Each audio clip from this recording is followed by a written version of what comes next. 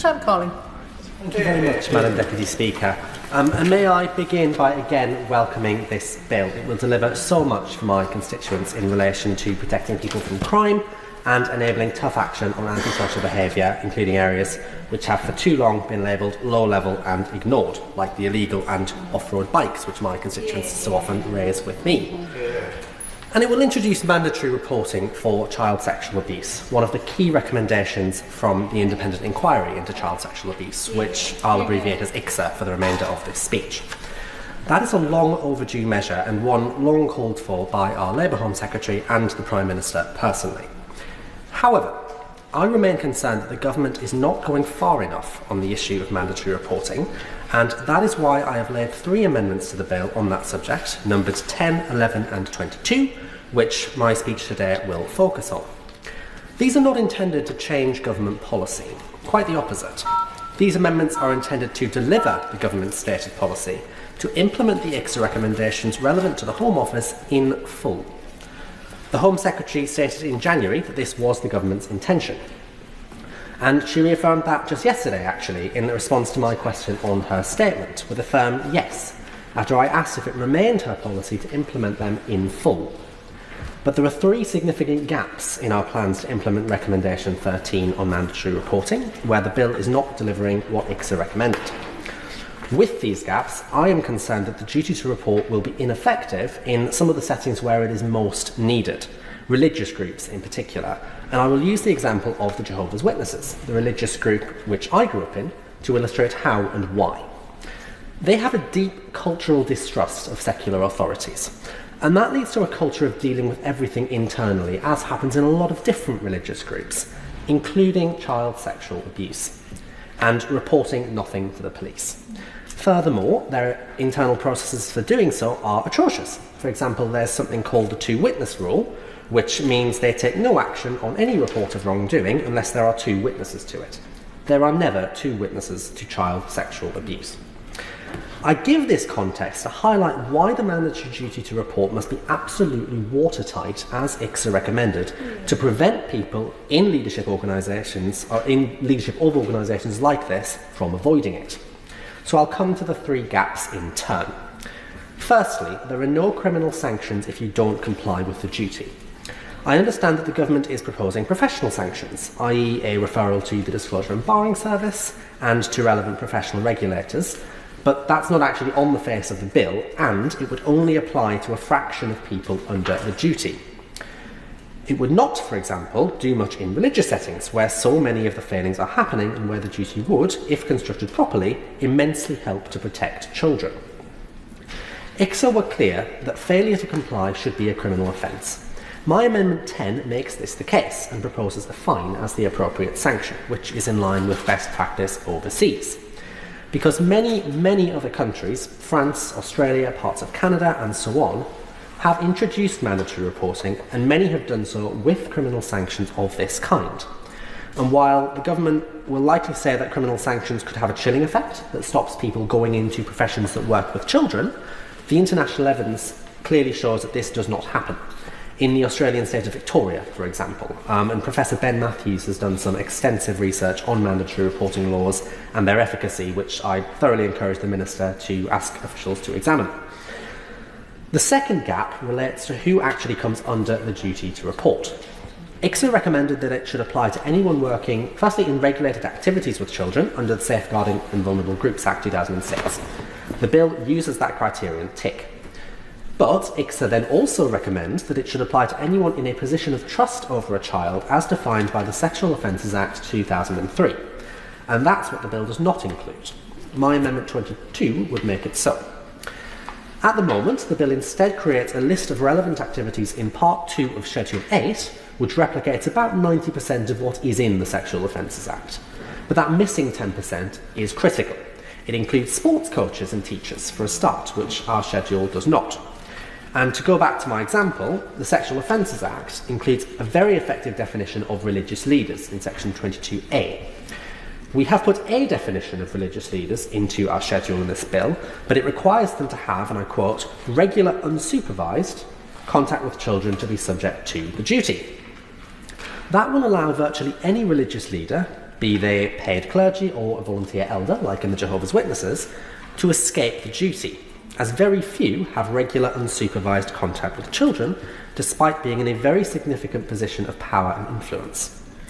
And I personally happen to know at least one person who actually was sexually abused as a child in that organisation.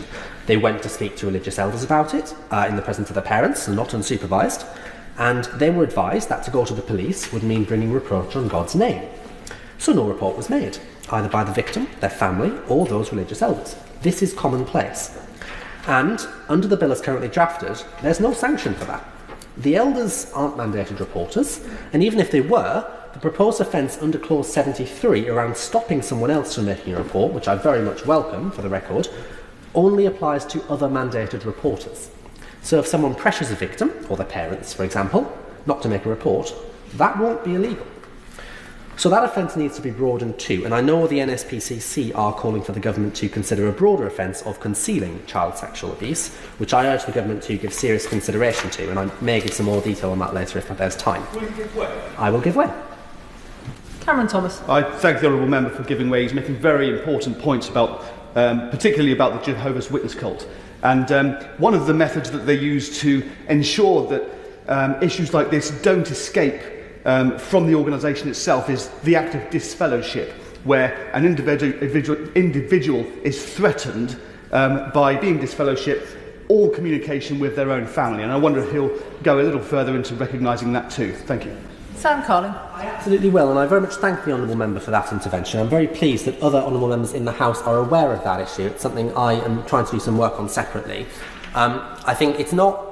It is certainly relevant to what I'm discussing here. Just to give the House a little more context on that, what that essentially means is if that organisation decides that someone has committed a serious sin, it can essentially tell all of their family and friends to cut them off permanently. The same applies if they just choose to leave the religion.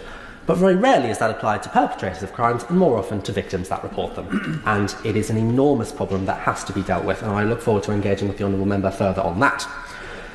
So, the Australian Royal Commission, which investigated this organisation's handling of abuse cases, as I highlighted at second reading, found that allegations had been documented by religious elders against 1,006 individuals in Australia alone, and not a single one was reported to police.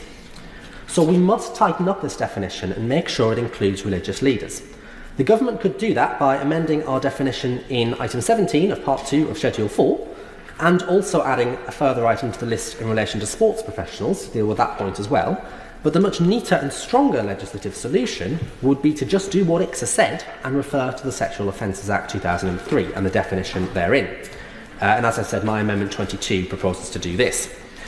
The third problem relates to what actually triggers the duty to report. ICSA recommend that it should apply in 3 cases. 1.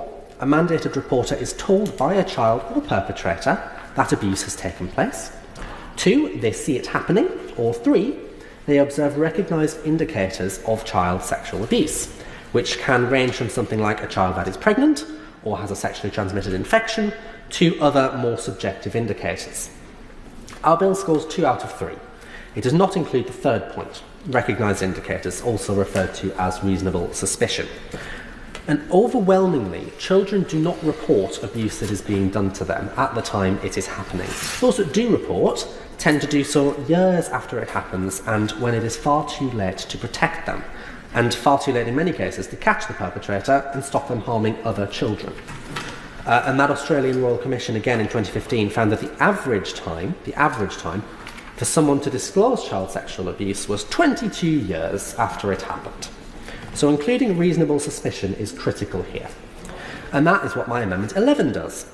And given the potentially subjective judgments needed in that case, Amendment 11 does exempt the case of recognised indicators from criminal sanctions for non-compliance, which is what ICSA recommended too. The government may be of the view that including recognised indicators and making my proposed changes to include positions of trust more thoroughly will lead to a flood of additional reports that will overwhelm the system with false leads that prevent real cases of abuse being tackled. These are very, very reasonable concerns, and I hear them. But again, we must look to the international examples where this just has not taken place.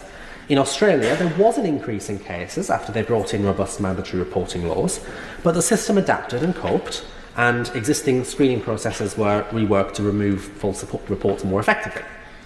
And notably, the number of substantiated reports made doubled, meaning that twice as many sexually abused children were being identified.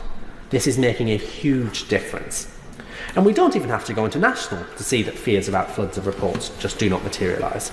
We just have to go to Northern Ireland, which already has mandatory reporting for all adults, with criminal sanctions for non-compliance, as part of their broader legislation requiring the reporting of arrestable offences to police. And there's no overwhelming flood of reports going on over there. I urge the government to take these problems seriously. As I said at the outset, the Home Secretary has reaffirmed several times that government policy is to implement ICSA's recommendations which fall under the remit of the Home Office in full.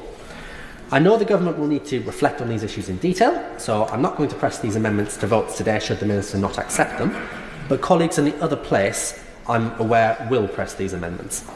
A number of honourable members have signed them, with 12 signatures on Amendment 22, for example, so there is a significant fear that without these changes, the proposed mandatory reporting duty is too weak.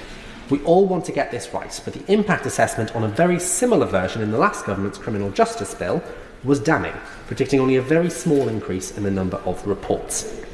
If I may just conclude very briefly by returning to what I mentioned earlier around a potential offence for concealing child sexual abuse. I looked at how to put this in as an amendment to broaden discussion, but it was very difficult to phrase in the correct way. Essentially, the NSPCC have highlighted a number of cases where they are arguing our bill does not go far enough to cover the multitude of ways which reports of abuse can be concealed and could allow people who intentionally conceal this crime to slip through the net. ICSA found a number of cases where they believed that actually a lack of reporting had bordered on concealment. And as a couple of examples, we can imagine that Clause 73, as currently drafted, means that a senior leader of an organisation who chooses to simply move on an employee they suspect of committing child sexual abuse, rather than ensuring they are reported to the authorities, may not be caught under the offence around preventing someone else from reporting, if their actions do not actively prevent or deter that reporting explicitly. And other actions could include communities, institutions or authorities destroying evidence of historical child sexual abuse to prevent it being reinvestigated, or in some other way hampering or impinging upon investigations that are taking place, or someone burying evidence of child sexual abuse after it's been reported to the authorities so it can't be properly investigated. And this bill provides us with a really strong opportunity, I hope, to deal with some of those issues, and I hope the government will look at that as the bill moves through the other place. So thank you very much to Andrew Speaker for calling me, for the House for listening to that, and I very much hope that the government will continue to work and look at these issues in more detail so that we can find an acceptable solution.